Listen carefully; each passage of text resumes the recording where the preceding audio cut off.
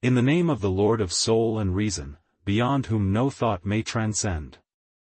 The one who granted humanity the gift of life and intellect, so that by the light of knowledge, love, and truth, we may find the righteous path and be freed from the chains of ignorance and oppression.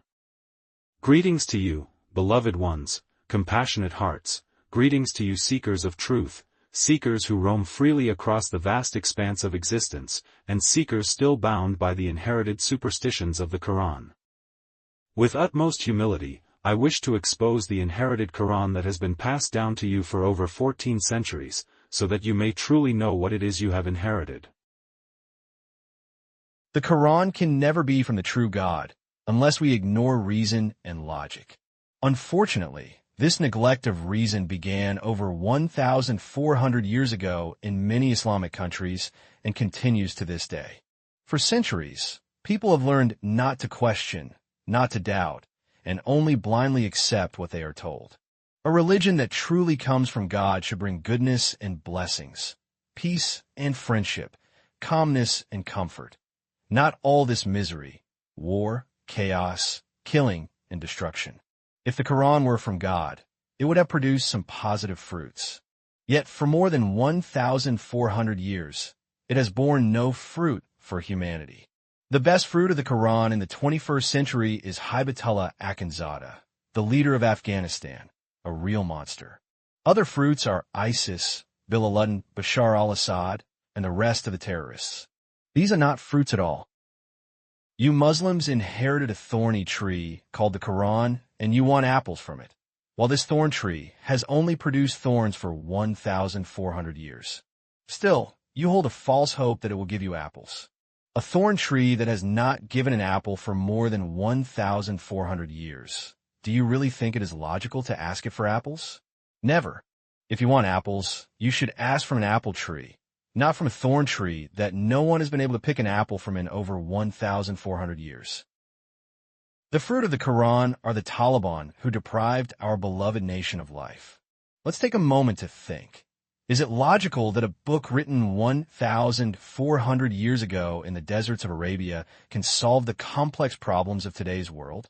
Problems like medical science, technology, freedom of speech, human rights, and gender equality? Can a book written in a tribal and warlike culture be a life guide for 21st century humans? If this book really came from God, shouldn't it have been sent in a clear and living language for all the people of the world, not just in Arabic from 14 centuries ago? Most Muslims do not even understand the meaning of the verses they read. Every day, they mumble Arabic verses without understanding what they say. If you read this book in your own language, Dari, Pashto, or Persian, then you realize what is actually written. You will see many verses contradict reason, science, and even human ethics. For 1,400 years, a great deception has been played on the people with this book. This deception has been passed down generation to generation, resulting in people living in darkness, poverty, war, and backwardness. Afghanistan is a clear example, a land burned by these ideas. Its people have forgotten joy and freedom. Who benefits from this situation? The dictators, the mullahs, and those who want the people to remain ignorant forever. They have used interpretations of this Qur'an to take freedom away from you. They told girls you have no right to education, told boys fight and kill, and called any opposing voice apostate and infidel, declaring their blood lawful to shed. Throughout history, blind interpretations of this Qur'an have caused countries like ours to be trapped in endless wars, poverty, and discrimination. The Taliban deprived girls of school because they said the Qur'an ordered it. The Islamic Republic of Iran executed thousands of innocent people because, according to them, they enforced God's limits. ISIS set cities on fire in Syria and Iraq thinking they would go to paradise by doing so. Hamas kills Israeli people, saying it is Quranic jihad. All of this comes from one source, a Qur'an accepted without question. Let's be realistic. No book that causes so much bloodshed, discrimination, and backwardness can be from a merciful God. A God who gave us reason wants us to use it, not blindly follow a 1,400-year-old text. Today, the Quran we inherited is a chain binding us to a dark past, a chain that blocks intellectual freedom, progress, and a better life. It's time to break this chain. Instead of blowing yourselves up and killing innocents, read this book in your own language and judge with open eyes. When you do this, you will see that not only is it not divine, but it has been one of the greatest obstacles to our happiness. This book has lit a fire that has burned generations, from men and women who lost their lives in endless wars to orphaned children wandering the streets of Kabul, Herat, and Kandahar. Yes, these and thousands of other miseries in Afghanistan and the world come from the Quran. The deceiver Allah, who from the class Allah, who, according to himself, has firmly held on to his own words, the Quran, so he doesn't fall. While his mind was small, and he did not know that the place he is famous for has no gravity to make him fall.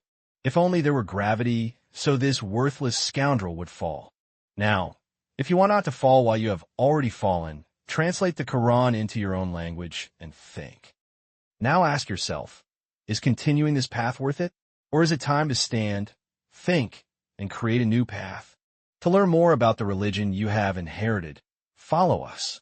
And if you still have doubts, just look around with open eyes once. See how this very book has, over centuries, become a tool for rulers to keep people ignorant.